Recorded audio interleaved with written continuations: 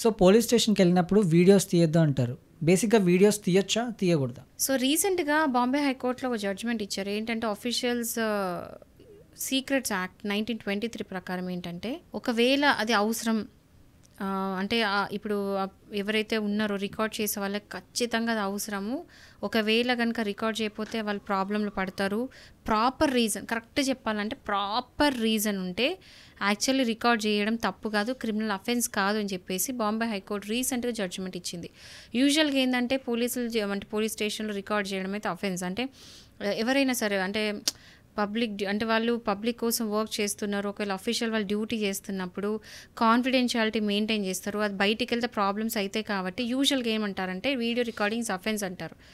But ఆ పర్సన్కి ఎవరికైతే రికార్డింగ్ ఖచ్చితంగా అవసరమో, ఒకవేళ చేయకపోతే దాని ఏదైనా ప్రాబ్లమ్స్లో వెళ్ళిపోతాడు, సమ్ రీజన్ ప్రాపర్ రీజన్ కనుక చూపేయగలిగితే మాత్రం ఈ అఫీషియల్ సీక్రెట్ యాక్ట్ కింద అది అఫెన్స్ కాదు.